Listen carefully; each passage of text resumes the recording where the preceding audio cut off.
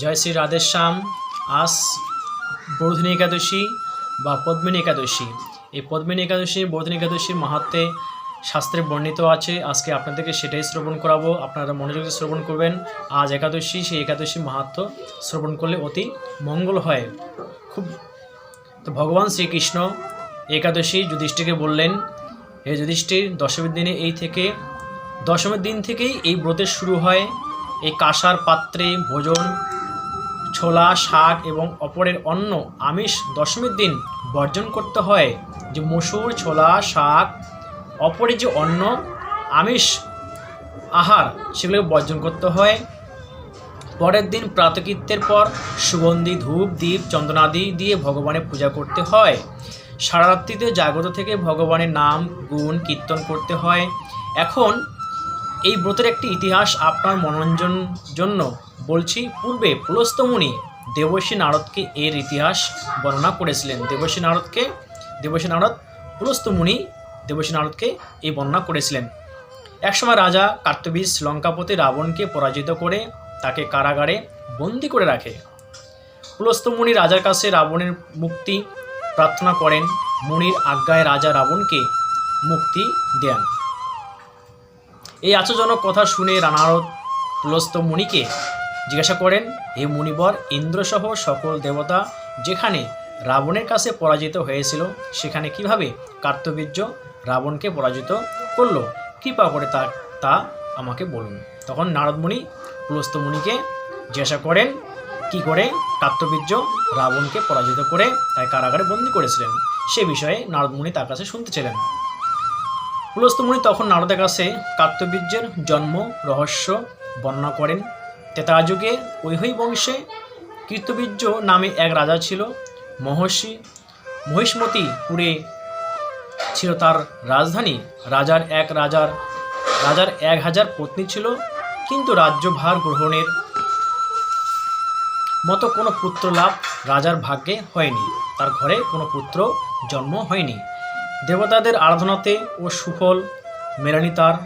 অবশেষে সাধুদের আজ্ঞা অনুসারে বিভিন্ন ব্রত পালন করলেন, তথাপি রাজা ছিলেন অপুত্রক। তার ঘরে কোনো পুত্র সন্তান জন্ম নেননি। মন্ত্রীর উপর রাজ্যভার অর্পণ করে তপস্যায় যাবেন বলে স্থির করলেন রাজা কৃতবীর্য। তখন অনেক সাধুসঙ্গ করলেন, সাধুসঙ্গ করে তবু তার ঘরে পুত্র সন্তান লাভ হয়নি।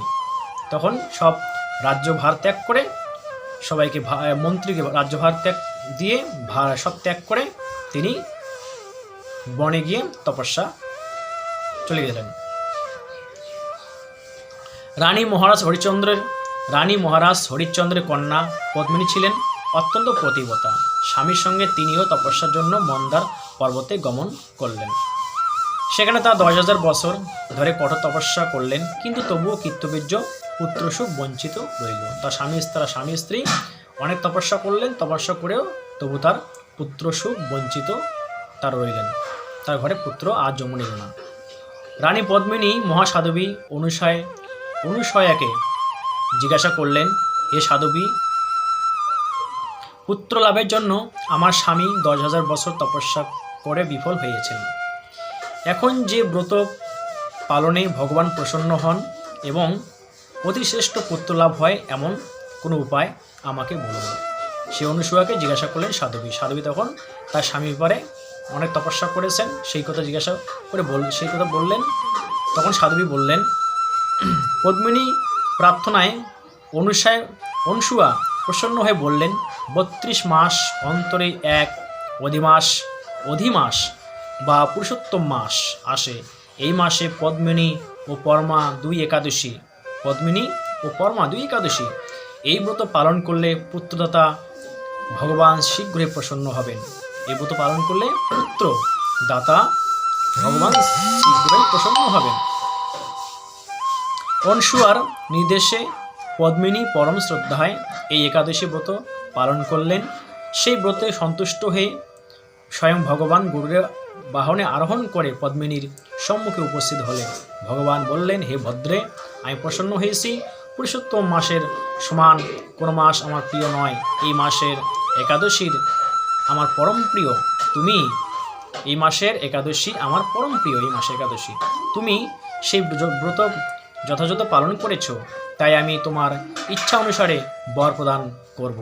ভগবানের স্তব করে রানী বললেন, হে ভগবান, আমার স্বামীকে আপনি বরদান করুন। ভগবান তখন রাজার কাছে এসে বললেন, হে রাজেন্দ্র,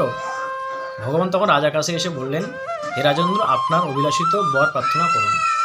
মহানন্দে রাজা বললেন, হে জগৎপতি মধুসূদন, দেবতা, মানুষ, নাগ, দৈত্য, রাক্ষস আদি কেউ তাকে পরাজিত করতে পারবে না।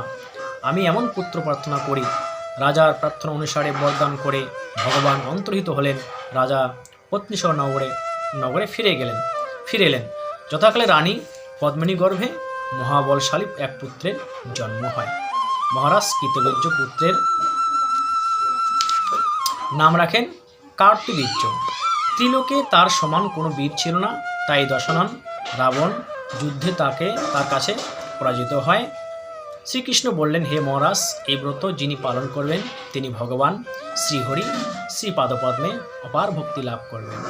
শ্রীকৃষ্ণের উপদেশ মতো ধর্মরাজ সপরিবারে এই একাদশী ব্রত পালন করেন। যিনি এই ব্রত মাহাত্ম্য পাঠ ও শ্রবণ করেন তিনি বহু পুণ্য লাভ করেন। রাধে রাধে। আজ এইটা ছিল একাদশীর মাহাত্ম্য, আপনাদের শ্রবণ করলাম। আজকের দিনে আপনারা ব্রত করুন, আর কালকে দ্বাদশীর দিনে আপনার 9:33-এর মধ্যে ভগবানকে প্রসাদ দিয়ে আপনি ব্রতটাকে পালন করতে হবে, আর ব্রতকে ভগবানকে ভোগ লাগিয়ে সেই ব্রত ভাঙতে হবে। কালকে 9:33-এর মধ্যে পালন করবেন। তো রাধে রাধে, হরি বল।